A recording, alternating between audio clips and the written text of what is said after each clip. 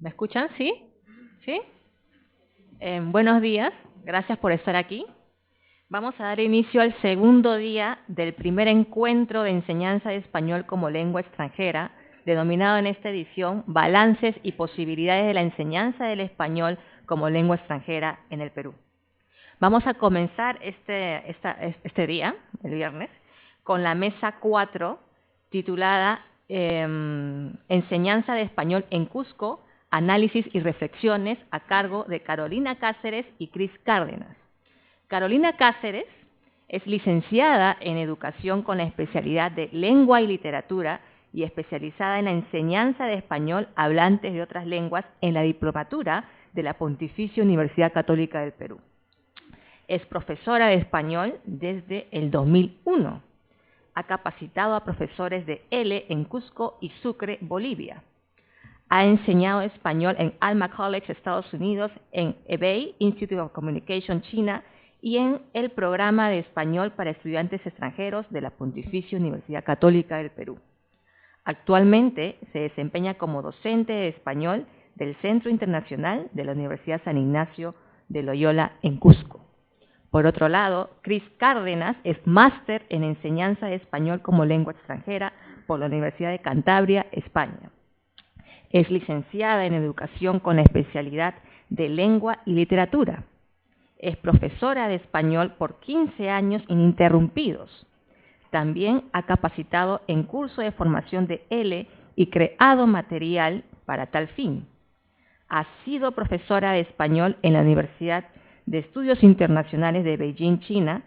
Ha dado clases en el programa de español para estudiantes extranjeros en la Pontificia Universidad Católica del Perú, para los programas de International Study Abroad en ISA Cusco y para Perú Study Abroad junto a la Universidad Andina del Cusco. En la actualidad se desempeña como docente de español y literatura latinoamericana en el Centro Internacional de la Universidad San Ignacio de Loyola en Cusco.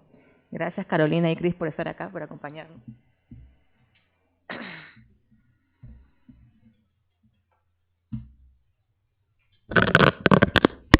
¿Estamos bien? Gracias, Claudia. Gracias, Claudia, por la presentación. Agradezco también a Carmen por la invitación, a todas las personas que están involucradas en este trabajo de primer encuentro de español, que yo sé que es un trabajo duro, arduo, pero ya estamos, ya empezamos y no vamos a parar. Sí, tenemos que seguir con esto porque es lo que necesitamos hacer, ¿verdad? Capacitarnos, estar en continuo trabajo con esto de las clases de español, difusión sobre todo. Muy bien. Entonces, ¿qué tenemos ahora? Cris y yo preparamos, queremos hacer un análisis y reflexión acerca de lo que pasa en Cusco, ¿sí? Esto de la enseñanza de español, pues, ayer ya hablamos, ya se comentó de que hay más de 21 millones de estudiantes de español como lengua extranjera. Gracias. Hay más de 1 millón de estudiantes de español como lengua extranjera, ¿sí? Ya lo hemos visto, esto está dentro del anuario del Instituto Cervantes de 2018. El anuario de 2019 ya salió, sí, pero hace más referencia al trabajo que se viene haciendo en Estados Unidos. La presencia del Instituto Cervantes en Estados Unidos, ¿sí? Pero esta cifra es referencial. ¿A qué quiero llegar con esto? Que hay muchos estudiantes interesados en estudiar español, sí, extranjeros que quieren aprender el idioma, pero ¿se ha hecho estudios respecto a lo que pasa en Perú? ¿Tenemos información respecto a los estudiantes que llegan a aprender español a Cusco? Hay muy poca investigación. Entonces, es necesario tomar en cuenta estos aspectos. Todos sabemos, vienen muchísimos estudiantes, pero no tenemos una investigación concreta sobre esto. De hecho, Cris y yo hemos querido conocer un poco más de la realidad porque sabemos lo que pasa en Cusco, ya son 20 años trabajando en esto, pero es importante también continuar con la investigación, continuar con la capacitación, ¿sí? Entonces, el trabajo de español en Cusco es muy importante. Sabemos que Cusco es una ciudad turística, eso ya no es inobjetable, ¿verdad? Al ser una ciudad turística llama mucho la atención a los extranjeros. Y es así que más o menos entre 1997 y 1998 se crearon escuelas de español en Cusco. Hasta la fecha siguen creándose centros de enseñanza de español. ¿Sí? Hablo de centros de enseñanza de español que lo conocemos como escuelas de español, desde 97, 98, 2000, 2001 y así, fueron creándose una tras otra. Digamos que el boom de las escuelas de español fue entre el 2004 al 2012 aproximadamente, ¿no? Que hubo un gran movimiento de escuelas de español, bastante creación de escuelas de español. A su vez, los profesores que enseñaban en esas escuelas fueron abriendo sus propias escuelas y se difundió el trabajo, ¿no? También hay muchos profesores que dan clases en forma privada, ¿sí? Tienen sus contactos por internet y dan las clases de español en forma privada. Esto de creación de escuelas de español hizo que haya mayor competencia. Claro, cada escuela empezó a crear su propio estilo. Básicamente el trabajo en las escuelas de español es el mismo, 20 horas de clase de español de lunes a viernes, 20 horas a la semana, 80 horas al mes. Lo que hace que la mayoría de estudiantes que vengan, el promedio de estudiantes en las escuelas de español, el promedio de estadía de estudiantes es de un mes, ¿no? Hablamos de 80 horas. Estas 80 horas que en una universidad se divide pues en un semestre, muchas veces, 80, 84 horas que se divide en un semestre de 17 semanas, ¿verdad? Entonces, hay grupos que vienen por clases intensivas, superintensivas. Bueno, cada escuela ha ido creando su propia especialidad, o digamos, hay algunos que dan clases para teenagers, otro grupo que da clases para mayores de 60 años. Entonces, cada escuela ha ido creando diferentes opciones para los estudiantes. Muy bien. Para hacer este trabajo, para conocer un poco más sobre lo que pasa en las escuelas de español en Cusco, hemos hecho una pequeña encuesta. Hemos encuestado a 50 profesores en Cusco entre julio y agosto de este año, con el objetivo de conocer de parte de ellos exactamente qué es lo que piensan, tener una visión, cuál es la percepción que tienen ellos también, ¿no? Bueno, la mayoría, ya sabemos, son profesoras. Aquí mismo veo a más profesoras de español, ¿no? Entonces siempre hay 90% de profesoras, 10% de profesores. Las edades van tenemos un 20% entre 21 y 30 años, ¿sí? ¿Hay jóvenes que se están integrando a esta actividad? Sí, pero la gran mayoría ya están bordeando los 40 o 41 años para arriba. ¿Qué significa esto? Claro, porque empezaron muy jóvenes. Estamos hablando de hace 20 años atrás. Entonces, ahora, pues ya están entre 38, 40, 42 años. ¿Sí? ¿Qué quiere decir? Empezaron a los 25 años, más o menos, al haber terminado su carrera profesional, ¿no? Respecto a la formación de profesores de español, a las personas, a los profesionales que se dedican a esto, tenemos un 26% de licenciados en educación, ¿sí? Independientemente de la especialidad que tengan, porque pueden ser profesores de primaria, de inicial, de biología, de matemáticas, historia o lengua y literatura, ¿no? Entonces, hay un 26% de profesores que han estudiado educación y tenemos un 74% de profesores de español que han tenido otras profesiones, tienen una formación universitaria diferente. Hemos encontrado odontólogos, ingenieros, contadores, administradores, licenciados en turismo, una gran mayoría, y bueno, entonces, claro, decimos de que está bien, pero igual necesitamos prepararnos para esto, porque no es que yo hablo el idioma y puedo enseñarlo. Necesitamos prepararnos, estar en constante capacitación respecto a esto.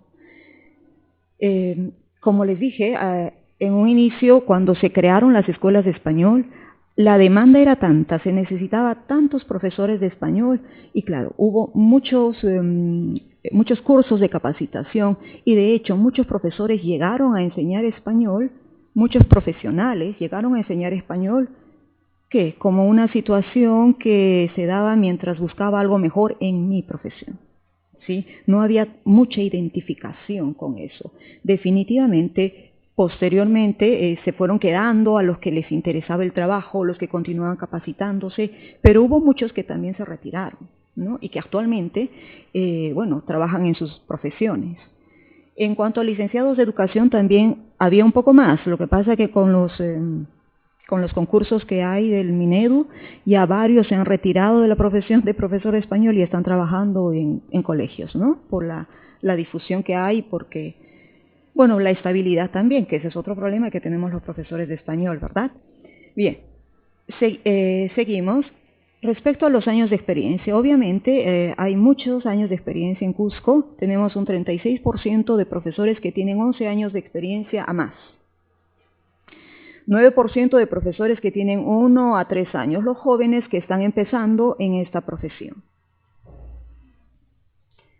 Formación como profesores de español. Aquí viene un punto importante, ¿sí? Tenemos un 76% de profesores que recibió capacitación en sus centros de enseñanza, en las escuelas de español. En un inicio, cada escuela de español creaba un curso de preparación para profesores de español. La duración del curso era promedio 4 meses. 3 a 4 meses, pero en un momento hubo tanta demanda de profesores de español que se llegó a capacitar en un mes.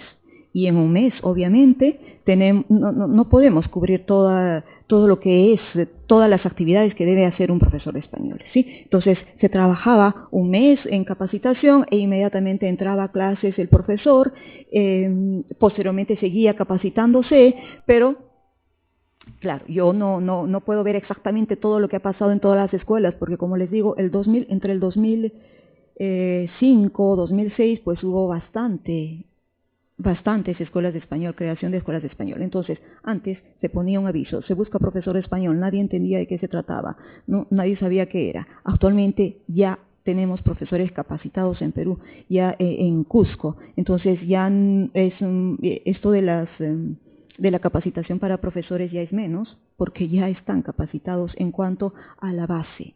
¿Sí? Me refiero a la parte básica que todos los profesores de enseñanza de español tenemos, pero eso no es suficiente. Como les digo, tenemos que continuar con la preparación. Un 24% recibió capacitación en la escuela de español, pero a su vez continuó trabajando por sus propios medios, continuó estudiando, ¿sí? Y eso es lo que queremos. En el mundo ideal sería que un 100% de profesores continúe con su capacitación, continúe trabajando para mejorar esto. Una pregunta importante, satisfacción laboral.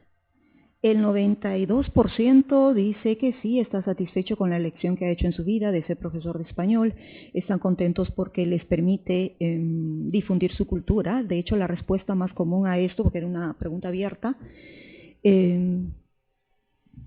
¿por qué te sientes satisfecho en tu profesión? ¿Por qué? ¿No? En la enseñanza de español. Muchos decían que es la posibilidad que tienen de enseñar su cultura, de transmitir su cultura y aprender otra cultura, ¿sí? Básicamente eso. Y respecto al aspecto negativo, sí, hubo un 8% de profesores que no están contentos con la profesión. Básicamente, ¿qué es lo que no les gusta? La falta de continuidad. ¿Sí? ¿Qué quiero decir con esto? Que es muy irregular. ¿Qué pasa? Los profesores tienen trabajo solamente en época alta, tienen trabajo a tiempo completo en época alta. ¿Y qué pasa en los meses de diciembre, enero? Que no hay mucha afluencia de estudiantes. Trabajan a medio tiempo en el mejor de los casos. Entonces, esa es la parte negativa que hace que muchos profesionales digan, pues, pero si yo soy ingeniero, mejor me voy a mi trabajo de ingeniero, ¿no? Entonces, ese es un problema que tenemos que tener en cuenta, que eso hace que haya una insatisfacción laboral. Y si hay insatisfacción laboral, pues obviamente no hay muchas ganas de continuar trabajando en esto, no hay muchas ganas de capacitarse, ¿verdad? Bien, a ver, me apuro un poquito que ya me queda poco tiempo. Perfil del estudiante de español, hablamos de un 80%. Esto es muy general, ¿sí? Esto es solo una apreciación que tenemos Cris y yo. Tenemos un 80% de estudiantes entre 18 a 30 años, jóvenes que vienen a estudiar español y 31 años a más. Sí, hay un porcentaje menor de 31 años a más. Pero ¿qué pasa? Hay una diferencia entre las escuelas de español y las universidades, ¿no? En las universidades generalmente son jóvenes, promedio 25 años, ¿no? En las escuelas de español la variación es más grande. Hay jóvenes hasta de 16 años, eventualmente sí he tenido algún alumno de 16 años, y también hay estudiantes de 60, 70 años.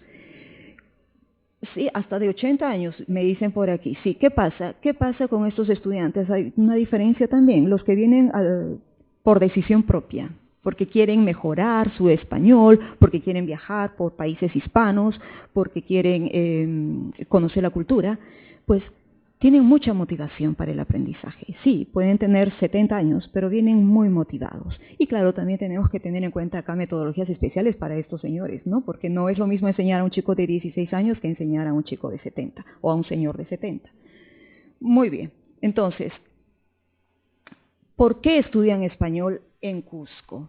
Muchos estudiantes, y esta es la pregunta que siempre les hago a mis estudiantes, muchos estudiantes vienen por conocer la historia en el lugar donde se desarrolló, ¿sí? Ellos dicen, acá en Cusco yo salgo a la calle y veo todo lo que me dice mi profesor en las clases de historia. Entonces, claro, aprovechamos también mucho para que los estudiantes puedan conocer la cultura, pero en el mismo lugar, ¿no? Si hay muchas fiestas tradicionales en Cusco, es común ver a profesores de español con sus estudiantes ahí explicando directamente qué es lo que pasa. Entonces los estudiantes súper contentos porque ven en vivo lo que muchas veces se puede leer en el libro, está bien, pero no es lo mismo estar ahí y comer el cuy, la foto de rigor comiendo el cuy, ¿no?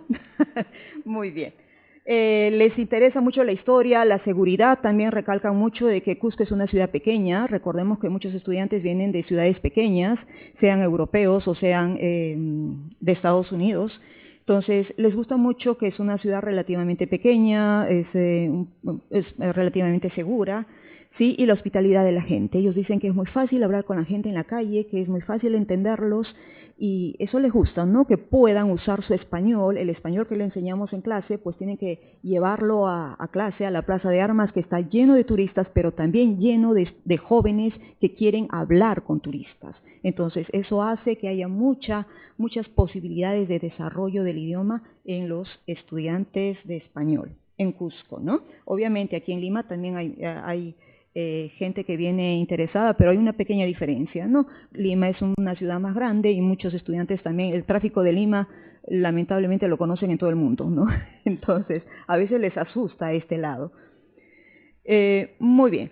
¿Qué actividades hacen nuestros estudiantes en Cusco? Pues estudian español con o sin créditos. Los que vienen por créditos están en universidades y también las escuelas de español que tienen convenios con universidades en el extranjero, obviamente también dan créditos para validarlos en sus universidades, ¿no? Y los estudiantes sin créditos son todos aquellos que vienen por decisión propia porque quieren continuar trabajando en esto.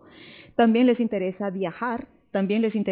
Porque es muy fácil, estando en Cusco pueden viajar a muchos lugares turísticos y los que desean quedarse por más tiempo extienden su estadía simplemente yendo por Puno, salen a Bolivia, regresan y claro, ya tienen 3 meses más. Entonces es muy fácil hacer eso para ellos, ¿no? Otra actividad que es importante para los estudiantes y una actividad que ha venido creciendo últimamente es la del trabajo voluntario. Hay muchas opciones de trabajo voluntario en Cusco, muchos lugares para hacer trabajo voluntario y esto les permite también mejorar su español en el lugar, en una situación real. Muy bien, les dejo con Cris que les va a hablar un poquito más del trabajo voluntario. Buenos días. Bueno, sobre el trabajo voluntario, es un punto muy importante en la enseñanza de español en Cusco, porque es un nicho de mercado, vamos a decirlo. Muchos de nuestros estudiantes, especialmente los que vienen a universidades, necesitan el creditaje del voluntariado. Para estudiar carreras como medicina, educación, ellos necesitan demostrar que han hecho trabajo voluntario con estas personas, en estos ámbitos.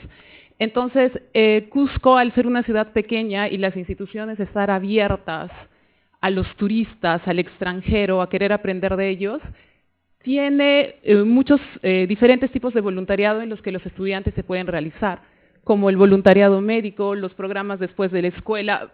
En los programas después de la escuela están los orfanatos y hay instituciones como la policía que tiene escuelas para que los niños que sus padres trabajan en las calles vayan allí a hacer las tareas. Entonces los extranjeros pueden ayudar allí también. Y en escuelas públicas y privadas, ¿no? Ellos pueden ir, enseñar inglés, estar en clases con los niños. Otro nicho que se ha abierto mucho es el nicho de la construcción. No todos nos gusta trabajar con gente, pero nos gusta ayudar. Entonces, este nuevo voluntariado de hacer construcción, ¿no? De ayudar a pintar una escuela, de construir una cocina y de trabajar en esto. Y finalmente, el medio ambiente. Últimamente hemos visto mucho voluntariado en cuanto a creación de invernaderos. Y muchos de los extranjeros han traído experiencias de sus países para crear estos invernaderos a través del reciclaje.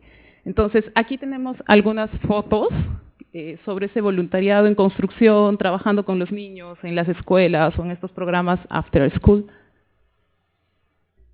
Con animales, que es algo que está muy de moda también, trabajar en los centros de rescate de perros. Si ustedes han ido a Cusco, tenemos muchísimos perros en la calle.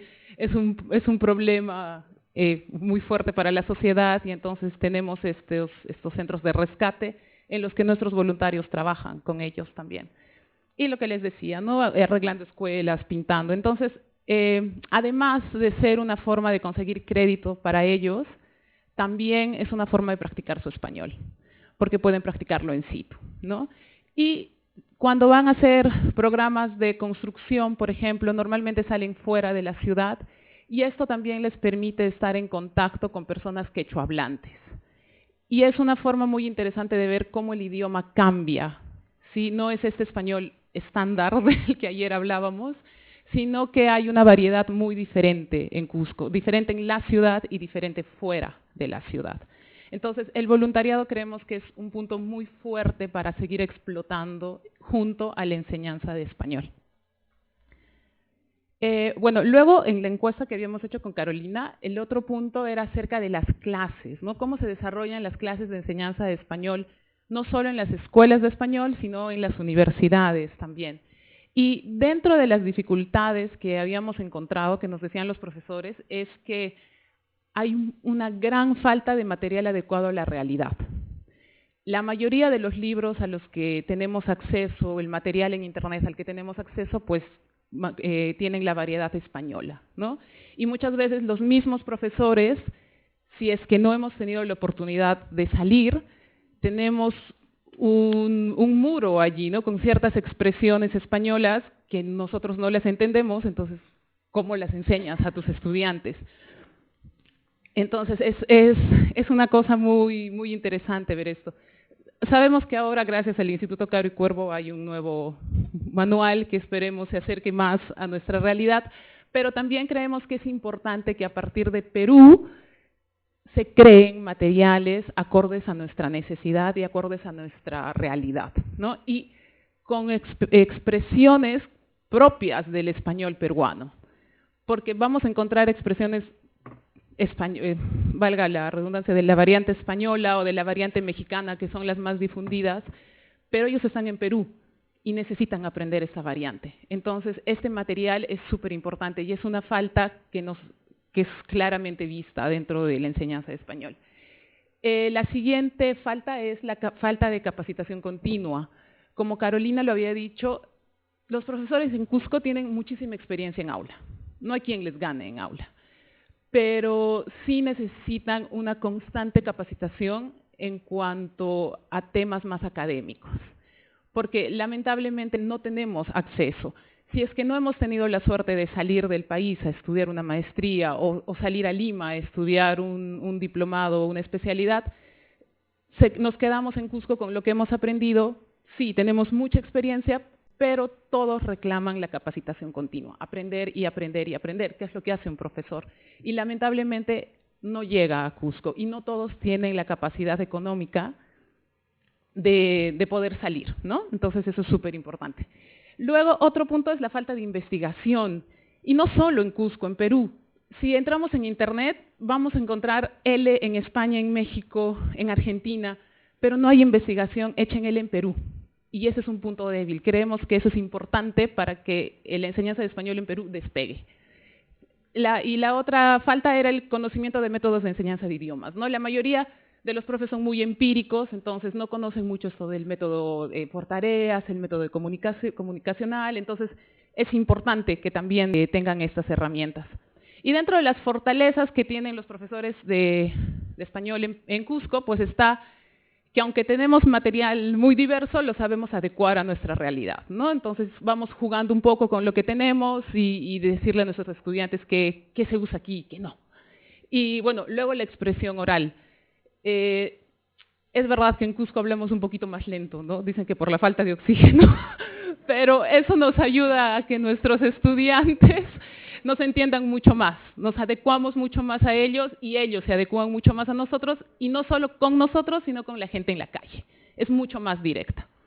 Las posibilidades continuas de salidas de campo. Al ser una ciudad tan chiquita, pues podemos irnos al mercado, podemos irnos, aunque les parezca raro, al cementerio, a los museos. La accesibilidad es mucho más rápida que en Lima, por ejemplo, que hay que hacer toda una logística para irte al mercado, por ejemplo. En Cusco es mucho más fácil y eso les permite, como decía Carolina, estar mucho más cerca de la cultura viva. No es lo mismo leer cómo es un mercado en Latinoamérica que ir al mercado en Latinoamérica, que pedir yapa, ¿no? Que pedir que te rebajen y cosas como estas. Y esto, creemos que estas salidas de campo son importantes en la enseñanza de español. No todo puede ser académico. Está bien que estemos en un aula, está bien que tengas un sílabus, pero lo puede hacer exactamente igual en su país. Ese es el punto de que venga a otro país para poder experimentar con el idioma y usarlo, sentir que el idioma lo está usando realmente. Y bueno, y luego existe una gran predisposición y vocación de enseñanza. Yo no conozco profe de español en Cusco que no disfrute de estar con sus estudiantes, que no disfrute de enseñarles, que no disfrute de hacer de guía de turismo, de mamá, de psicólogo, porque no solamente eres un profesor de español, terminas englobando muchas cosas, pero sí creemos que tenemos algunos retos por cumplir. Y dentro de ese reto, como lo habíamos visto ayer, junto con el profesor de la Universidad Johns Hopkins, creemos que es súper importante la creación de una asociación de profesores de español, no solo en Cusco, sino en Perú, porque eso nos va a permitir profesionalizar la carrera, ¿sí? Y no ser más como, voy a enseñar español por el momento, mientras encuentro algo más. No, queremos que esta sea una profesión seria, que sea algo a lo que muchos chicos aspiren al salir de la universidad, ¿no? Yo quiero ser profesor de español y no llegar solamente porque, bueno, me tocó. Entonces creemos que esta asociación es importante, más allá de las redes sociales, ¿no? Tener un documento, algo que nos formalice como profesores de español, que también servirá para tener constante capacitación, ¿no? Porque nosotros mismos lo podremos pedir. Luego está el impulsar el diseño y creación de materiales hechos en Perú. Creemos que es importante, sabemos que hay algunas personas que están haciéndolo, pero no tienen el apoyo necesario. Entonces, creemos que también si hubiese una asociación, podríamos tener más contactos con editoriales o fondos de universidades que lo consideren necesario y entonces estos materiales se pudiesen publicar, ¿no? Y impulsar la profesionalización de la carrera mediante la creación de capacitaciones continuas y maestrías en L. Creo yo que somos muy pocos en Perú los que tenemos una maestría en enseñanza de español, pero hay, sin embargo, mucha gente que quisiera tenerlo, ¿no? Como decía ayer la señora de Ricardo Palma, somos profesores exportables, pero también dentro de Perú podemos hacer muchas cosas y cuanto más profesionalización tengamos, será mucho mejor. Y finalmente, creemos que encuentros como estos son súper importantes porque podemos conocernos todos y también creemos que es importante la descentralización de eventos como estos. Porque, por ejemplo, ahora tenemos un grupito pequeño que ha venido de Cusco, pero sabemos que también hay mucha gente que se ha quedado allí queriendo venir y queriendo participar. No todos tienen la posibilidad de tomar un vuelo, ¿no? Entonces, creemos que descentralizar eventos como estos van a ser súper importante porque nos van a permitir tener mucho más puntos de vista también. Y eso es todo.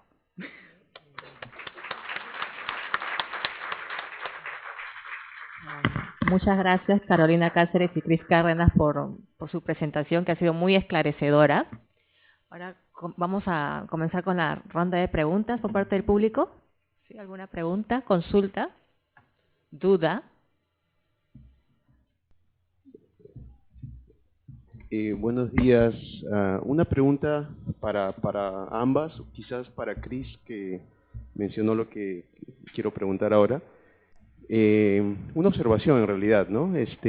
¿Por qué seguir enfatizando en este asunto de que la falta que tienen los materiales de enseñanza de español no está adecuada a la realidad peruana, ¿no? Por ejemplo, por un caso puntual, ¿no? Sigue incluyendo, si es que el material viene de España, ¿no? La conjugación del vosotros, ¿no? O los referentes culturales peninsulares, ¿no? O sea, ¿por qué seguir enfatizando esa falta, ¿no? En el material formal que usan las escuelas de español, cuando en realidad el profesor está precisamente para suplir esa falta sin necesidad de contar con un material que refleje esa realidad como idealmente se quisiera? Porque de lo contrario, entonces, ¿qué cosa es lo que se busca? O sea, eliminar esas referencias culturales foráneas que existen, ¿no? para implantar el elemento peruano, nacionalista, localista, ¿no? Entonces, a lo que voy es más bien tener una cierta política inclusiva, ¿no? O sea, respetar lo que está en el manual de enseñanza, sea que venga de España o de Argentina o de donde sea, y el profesor está para complementar eso, ¿no? Y entonces es una observación nada más, ¿no? Y el segundo punto, perdón,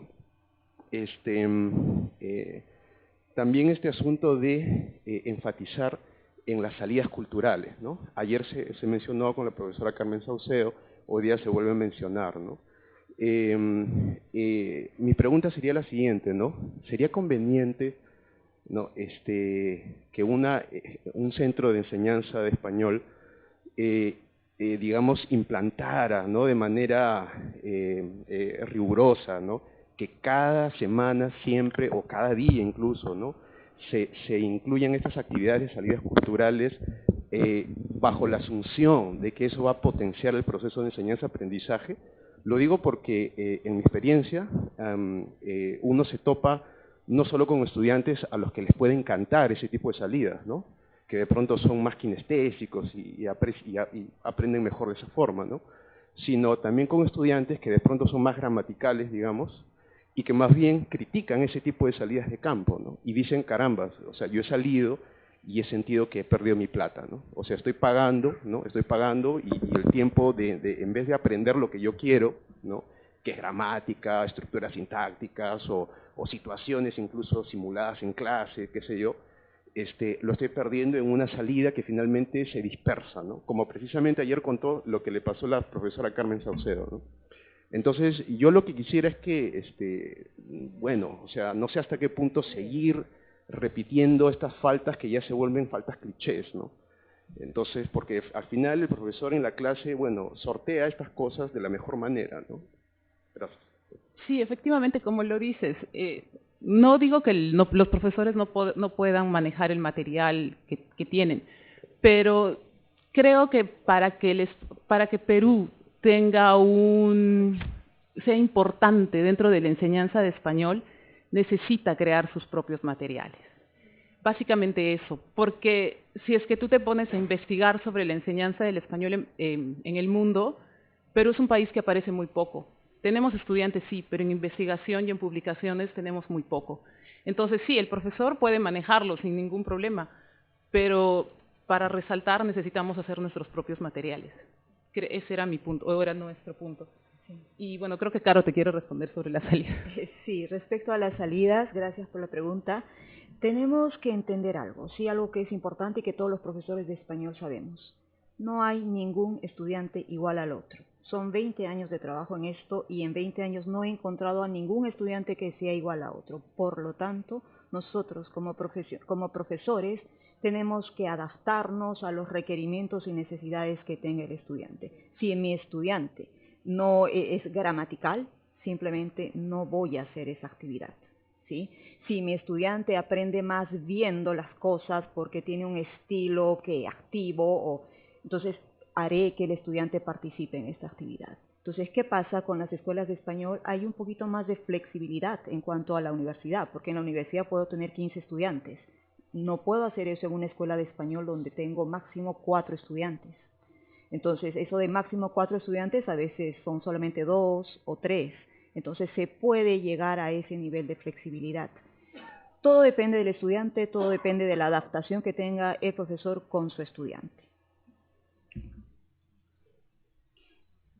Sí, bueno, Cris, Caro, siempre es un gusto verlas, ¿sí? Las conocí en el Congreso en Piura, me imagino que el viaje desde Cusco hasta Piura también fue complicado, pero aprovecho para agradecerles que se hayan trasladado hasta allá. Y quería decirles que sí es una necesidad para nuestros colegas en provincia, no solo en Cusco, ¿no? En enero de este año tuvimos un curso de formación de profesores de español dirigido específicamente a la enseñanza de español para chinos y tuvimos personas que viajaban desde Piura y tuvimos una participante también desde Arequipa. Hubo muchos interesados desde Trujillo, desde Chiclayo. Entonces, ahora vamos a apostar por hacer un curso de formación de profesores que sea introductorio, no sea específicamente aplicado a chinos y que se dé en una modalidad virtual. Justamente porque queremos, ¿no?, conocer también lo que están haciendo nuestros colegas en provincia, porque el turismo en Perú no es solamente Lima, incluso si hacemos la comparación entre Lima y Cusco, pues Cusco está mucho más metido en el tema de turismo. Y bueno, nada más poner esto sobre la mesa, invitar a aquellos que estén interesados a participar en el curso. Es organizado por la Escuela de Español Tulipán y va a contar también con peruanos que han salido al exterior a formarse con la maestría en L, profesores que nos van a ayudar también desde España, otros que están haciendo la docencia en otros países, y invitar a los colegas de Cusco a unirse al curso para conocernos más. Claro, estaremos ahí. ¿Qué tal? Buenos días. Muchas gracias, Caro y Cris, también por la ponencia muy interesante, ¿no? Hay muchas cosas y muchos datos que desconocía sobre las estadísticas especialmente, ¿no? Yo lo quería dialogar un poquito con lo que dijo el compañero Andrés, ¿no?, sobre los manuales. Es verdad que un profesor puede elaborar material, ¿no?, y puede, digamos, salvar esas cosas que a veces, las falencias que tienen los manuales me refiero a falencias relacionándolas con el contexto de acá, ¿no? En un manual, por ejemplo, en muchos manuales no se va a encontrar muchos datos sobre Perú, por ejemplo, ¿no? O específicamente sobre un barrio, como en el nuevo libro Aula América, por ejemplo, hay una información sobre Arequipa, ¿no? Y de todas maneras es grato ver eso impreso en papel a colores, ¿no? Datos sobre Perú, más datos sobre Colombia, sobre el ceviche. A lo que me refiero es que es verdad que nosotros, quizás los profesores con más experiencia, podemos solventar eso, pero también es agradable ver un libro que no tenga la conjugación del vosotros, ¿no? Uno es como que se desespañoliza un poco la cosa, ¿no? También es bueno, ¿no? Se puede hacer un equilibrio, uno sabe qué puede hacer y qué no, pero esos libros también ayudan mucho a los profesores con menos experiencia, ¿no? Muchas veces. Ahora, con respecto a las salidas de campo, también, ¿no?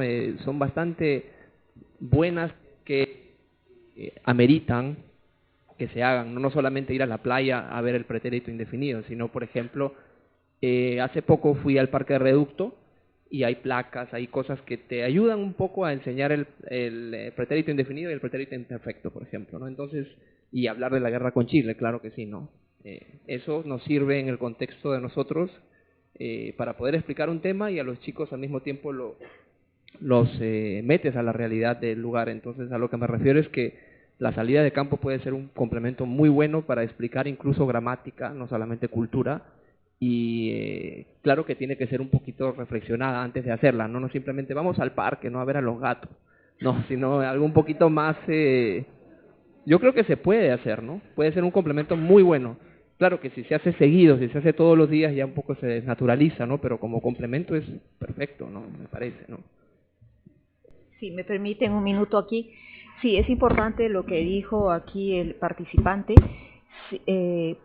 Cuando hacemos una salida de campo tenemos que tener una preparación. No es que, oye, hoy día pues voy porque, ay, qué lindo, ¿no? Hace sol, qué lindo. No, entonces tenemos que tener la preparación, tenemos que tener un objetivo, tenemos que tener la planeación con anticipación para que esa salida realmente sea efectiva, ¿no? Entonces podemos hacer un montón de cosas. Todo está en la creatividad del profesor para desarrollar nuestras actividades y hacer que sean efectivas y que realmente hagan que nuestro estudiante desarrolle su español, que es lo que buscamos todos, ¿no? Una pregunta más, ¿sí? Hola. Sí, un comentario sobre los textos. Yo me estaba preguntando, digamos reflexivamente, ¿cómo nos sentiríamos nosotros si nos fuéramos a estudiar a Australia inglés con un libro, con un texto sobre los Estados Unidos que implica las frases coloquiales, los referentes americanos, y salimos a la calle y ese no es el inglés que aprendemos en la calle? O un australiano que se vaya a Nueva Zelanda o a Inglaterra. O sea, para el alumno mismo es mucho más rentable tener textos que se refieran al país donde esté inmerso. Esto reduplicaría su aprendizaje, ¿no? Ahora, tengo la experiencia editorial, he trabajado en la editorial Santillana en los primeros momentos, como autora, como coordinadora editorial, pero estamos hablando de hace bastantes años. Y al principio, cuando recién llegó Santillana, adaptábamos textos a la realidad peruana. Entonces, habían textos que sí nos servían. Entonces, claro, esos los tomábamos, insertábamos otros, redactábamos, pero algunos no servían. Entonces esto aceleró el tiempo de edición, abarató los costos y facilitó que se pudiera arrancar, digamos, con ediciones nacionales. Ahora tengo entendido que se hacen completamente en Perú, pero al comienzo eso era una etapa de transición perfectamente factible. De repente entrar en contacto con difusión, ¿no es cierto?, utilizar sus matrices, porque tienen conceptos, recursos, investigaciones muy interesantes, y los equipos se van integrando, y entonces y también ellos tienen lo que nos falta a nosotros, que es la financiación, ¿no es cierto?, y la capacidad de difusión también. Esto como una alternativa. Solamente son gracias es necesario eventos como estos para sacar más alternativas y saber qué posibilidades tenemos, ¿no? Sí, gracias. Muchas gracias por su participación. Vamos a escuchar solo 2 minutos a Carmen Saucedo, por favor, que tiene un anuncio que darles. Sí, bueno, buenos días, gracias por venir nuevamente y gracias por esta mesa que ha sido muy interesante y efectivamente nos lleva a reflexionar en la importancia de descentralizar y de mirarnos, ¿no? Solamente quería, antes de invitarlos a pasar al coffee break, por favor, pedirles enfáticamente que no ingresen los alimentos a esta sala porque ya hemos tenido algunos inconvenientes ayer, así que por favor, una vez que terminen pueden ingresar. Que disfruten el coffee break, nos vemos en 15 minutos.